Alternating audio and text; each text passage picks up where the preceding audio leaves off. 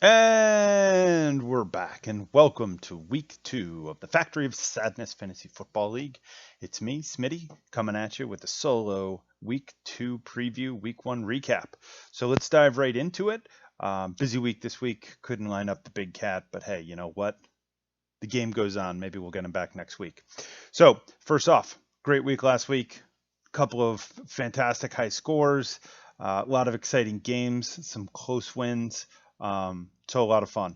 And we'll dive right into it. No need to wait, right? So first weekly awards. We'll talk about weekly awards first. We have the boner of the week, and this goes to Russell Wilson of Person, Woman, Man, Camera, TV. Glenn put Russ in there against the Atlanta Falcons defense, who looks like they picked up right where they left off last year. He had a nice little game. 322 yards, 4 touchdowns, and 29 rushing yards. Finally, Russ was let. They let Russ cook? Yeah. Yeah. And he did. He roasted their fucking asses. It's a great game for Russ. So really good job there by Glenn. And Russ helped power him up to a win. So well done. Bench warmer of the week. So not anything super glaring here. I didn't find any start versus sit decisions that were game altering that I totally disagreed with. So what I really tried to do was find the one that had the most impact on the outcome of the game. And it was pretty clear.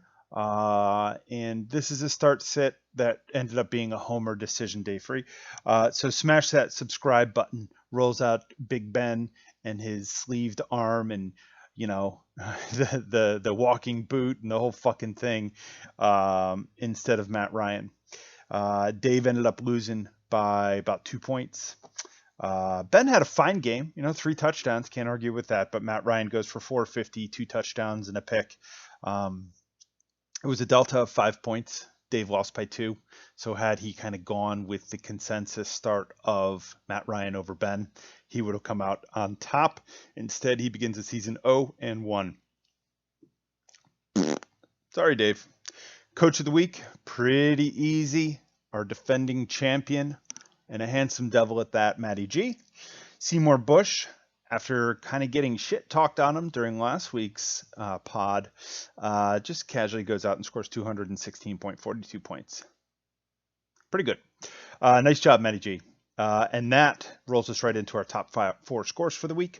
So Matty G and Seymour Bush take home that honor at 216.42. Then we have the Butthole Surfers. So Bobby G comes through with 197.8 points.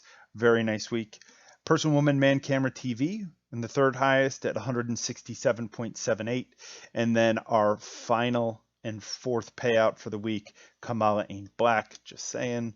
164.04 points. Nice job, Glenn and Bobby getting in on the money in week 1. It'll be interesting to see how the scores shake out since we have IDP and we have an extra starter now, and kind of numbers are going to be different, so it's going to be difficult to compare it to last year. But it looks like there's been an upward trend, obviously, in the scores. So good stuff though. Good start to the season, boys. So without any much more ado, I am going to delve into this week's games and try to give you my thoughts on how I think things are going to shake out. So I'm going to begin with this week's Toilet Bowl, which is actually well underway. So we have the 0-1 Pandemonium at the 0-1 Baker's Brownies. Important game for both teams. You don't want to get to an 0-2 start. Both teams have had 2 players go. Joe Yee's ahead 23 to 13.8. 2 defenders for Joe. Tony, unfortunately, Joe Mixon kind of had a pedestrian game. So, look, I really like Dak Prescott on Joe's side. I think he should be able to tear up Atlanta. Kenyon Drake might struggle a little bit, but I think Eckler should show some bounce back here, hopefully. I'm not in love with his wide receivers, but net, given that he's already got about a 10-point lead on Tony, Tony is starting Devontae Adams. Can't argue with that. And Mike Evans, if he finishes the game against Carolina, should be good. But I'm going to lean Panda on this one. Just based on the current scores, and also I think Dak is going to have a big game. Drake is always involved, and Alan Lazard should be a big part of that Aaron Rodgers fuck you tour that he seems to be embarked on. So with this one, I'm going to go with Panda. Mark it. By the way, my picks last week, 4-2. The big guy, 3-3. Okay start. Not great, not bad. All right, so next up, we're going to look at the newly renamed Philadelphia Brown Eagles. I can't really call them the Washington Brown Eagles since Washington beat Philly. I am not a Philly fan, but Philly looked like shit. S-H-I-T shit. We'll get to that later. So we have the Brown Eagles taking on Kamala. Kareem Hunt went off on the Thursday night game for Kamala. 26 points, had a couple of touchdowns, 86 yards rushing. Fucking bullshit. Cock. Fuck. So Austin Hooper shit the bed. 2 catches for 22 yards. So Bobby has 2 guys in the books, but he's got 30 points already. I had AJ Green. Great start. Nice job. 4 points. 4.4. I guess you have to go Bobby here. He's got Mahomes over Rodgers. He's got Carson. I got Carson and Cook. He's got Hilaire and Miles Sanders. DK's going to be, if he gets that Stephon Gilmore treatment on Sunday night, may not blow up. But Ridley's a great start. Woods just got a big fat ass new contract. How do you not lean Kamala here? This is kind of the way I saw Bobby's roster a little bit during last week, where I was kind of like, I think he's pretty good. Well, he's pretty fucking good. So, unfortunately for me, I am about to go 0-2, barring some explosion games from my players. But I think I'm behind the 8 ball here. So we're going to go with Kamala to win that intra-divisional matchup. Bobby's going to put a stranglehold on that division already after 2 weeks. He'll be 2-0 in the division, 2-0 overall. Not going to be a great start, and me and Tony will both be 0-2 if my predictions come true. So, Bobby's in the driver's seat. Hopefully, the namesake of his team is not the same way on November 5th. Next up, we're looking at the Big Poppy, 0-1, versus Smash That Subscribe Button, also 0-1. Intra-divisional matchup, plenty of divisional games this week, keeping things exciting. Poppy's already got Tyler Boyd in the books, 7 for 72 and a touch, 16.7 points, pretty good. Not going to argue with that. Kirk Cousins stinks. Let me just be the first one to say that. I think Saquon Barkley has to bounce back. Old man Peterson ran for almost 100 yards against the Bears. Barkley's got to have something come back. Mostert's always a good start. Jonathan Taylor theoretically is the guy now in Indianapolis, although Danny Vera is looking very smart with Nyheim Hines, who's definitely a good start. Well done, Danny.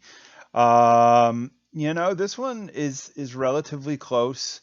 I don't see a huge difference maker on either side. I think both defenses start good players. Tight end OJ Howard is not as good as Noah Fant, but Fant's got a tough matchup with the Steelers.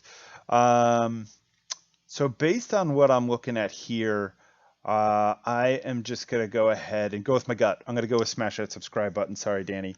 I think David's going to pull this one out. I think he has enough good matchups here. I think one of Dave's wide receivers can definitely cover Tyler Boyd's performance. I don't love the Adrian Peterson start. At his age, I feel like he did this last year where he had a good game and then the next week he was dog shit because he's old and tired. Sony Michel is Sony Michel. Nyheim Hines has turned into a great draft pick. Good job, Danny. Go play the lottery. You're hot. So anyway, I got smash that subscribe button going on to the victory there. Next up, we're going to take a look at Derelict My Balls, 0-1, and the Bearded Clam, 1-0. So, Nick Chubb finally came out to play for Derelict. That was a huge problem for him last week, and that was a game script option, thing. The Browns just got fucking hammered by the Ravens last week, so not something I was overly worried about. I was trying to see how worried he was and trying to trade for Chubb during the week, but it didn't work out, so fuck it.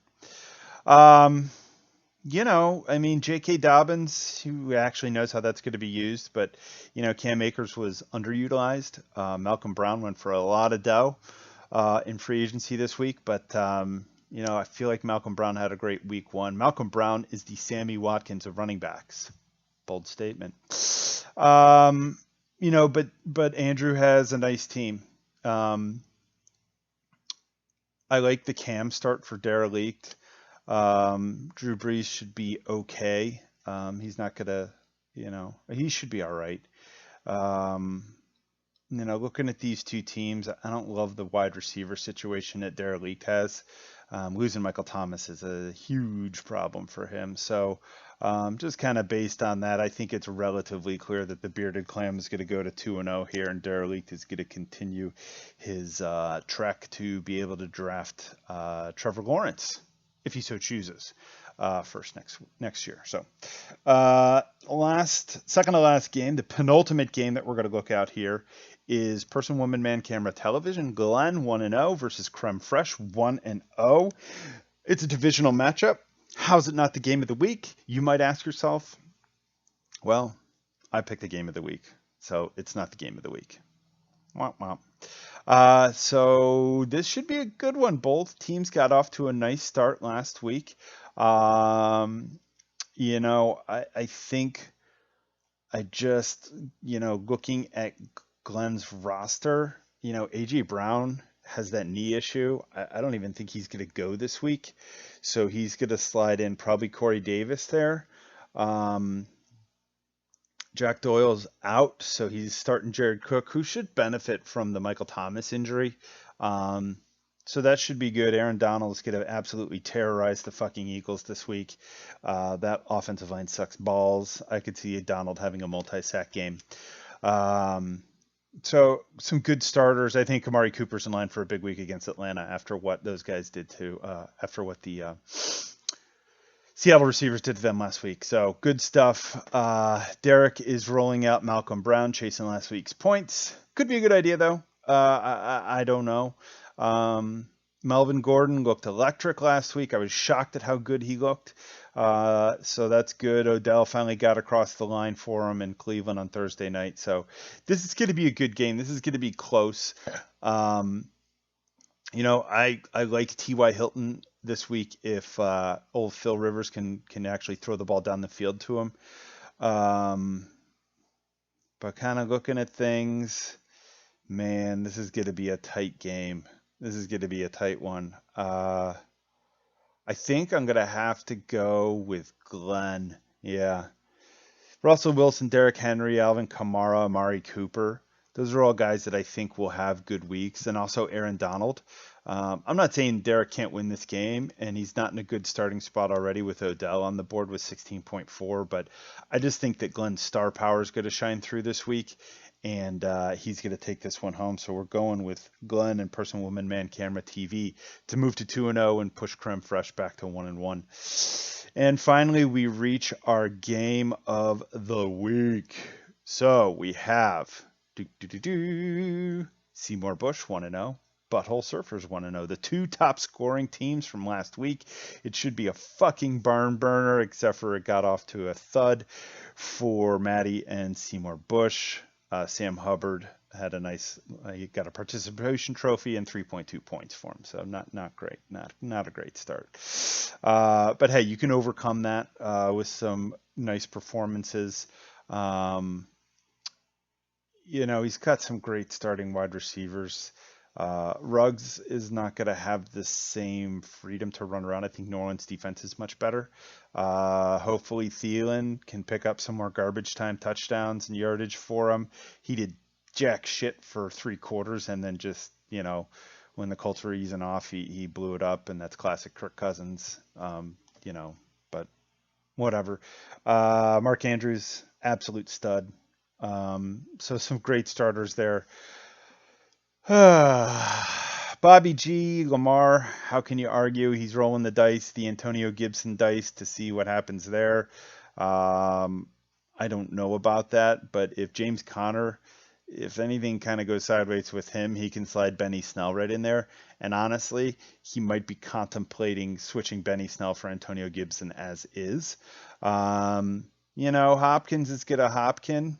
Marvin Jones didn't really take advantage of missing Kenny Galladay last week, and Julian Edelman is still just Julian Edelman. He's going to have 7 for 63 and maybe a touchdown every other or every third game.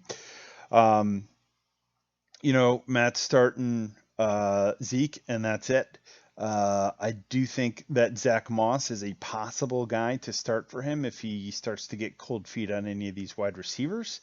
But I don't have any problem with the 5 wide receivers he's rolling out. A clash of the Titans here on the tight ends. Andrews versus Houston and Kelsey versus the Los Angeles Superchargers. Joey Bosa, you have to give him the nod in a head-to-head matchup, especially since Hubbard didn't really do anything on Thursday. Darius Leonard versus TJ Watt. That's a great matchup. Leonard with the tackles and Watt with the big plays, fumbles, tackles for loss, sacks, that kind of stuff. And Jamal Adams and Tracy Walker both had great games last week. Jamal Adams just played out of his mind.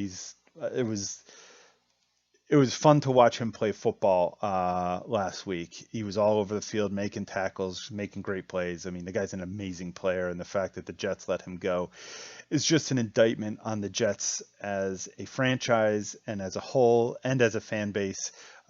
Just losers, every one of them. That's right. So anyway, this is a tough one too because I really like both these teams, and it's hard to ignore what they did last week. But gosh, I think I have to lean.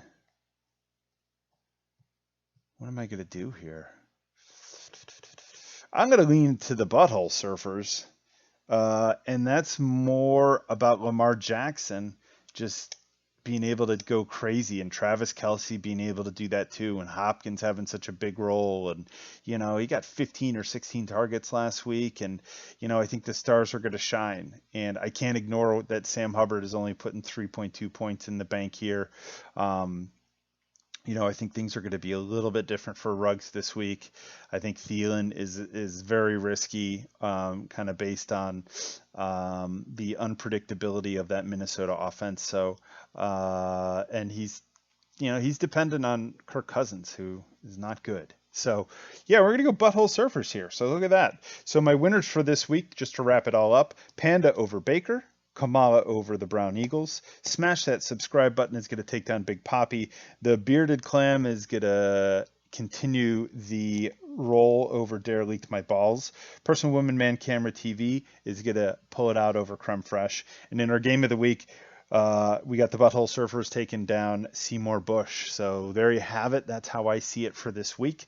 Last thing that we want to cover here is my 6-pack of betting corners. Hopefully you followed along with me and bet those lines early because they changed after I said them. It's Saturday morning right now, and I am looking at these bets. We went 4-2 last week, so nice. And also the Notre Dame bet, I didn't get it in on time. I said Notre Dame minus 20.5. I actually live bet it after the game started when the line fell all the way to 13.5. So it ended up being a winner for your boy Smitty. Can't claim it as a winner here. I am a man of integrity. All right, so here's my 6-pack for this week. Today, Saturday, can't touch Notre Dame minus 24. I need a football number there, so 23.5 maybe, but I don't trust it. They looked like a different team in the second half versus the first, and it's good to see the offense get going. And that defense is pretty good, but I just 24 points is an awful lot to give. So I don't trust it. I'm staying away from Notre Dame. If I did have a lean, if that line gets pushed below 24, down to 23.5 maybe, but I'm probably not going to touch it. Game I am going to touch today, Georgia Tech plus 7.5. Georgia Tech, they beat Florida State last week, I think, right? Yeah. Well, they won a game last week outright as dogs. and they're getting 7.5 points again today. So I am going to go Georgia Tech, and who knows, I might also sprinkle a little bit on the money line there, plus 225 Georgia Tech. I don't hate it. The rest of the bets are NFL bets for Sunday. First one I'm going to dive into is Pittsburgh, Denver. That is a low total of 40.5. I'm going to go over. I think the Steelers started to, Ben especially started to get more comfortable in the offense.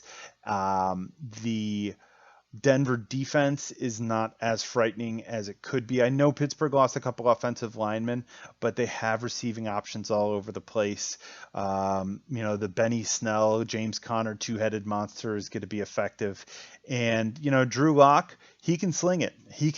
And the Steelers showed that if you can give a little time to that quarterback last week, they can throw the ball a little bit. I think that the teams should be able to combine for 40.5 points. So I'm on the over here, Pittsburgh, Denver. Colts -3. I refuse to accept last week's result. I refuse to accept that the Colts are not good. Fuck that. Bet the Colts -3. Cash it. What I do accept is that the Eagles suck shit. Mark it. The Rams, yes, they're coming east. I don't give a fuck. All right.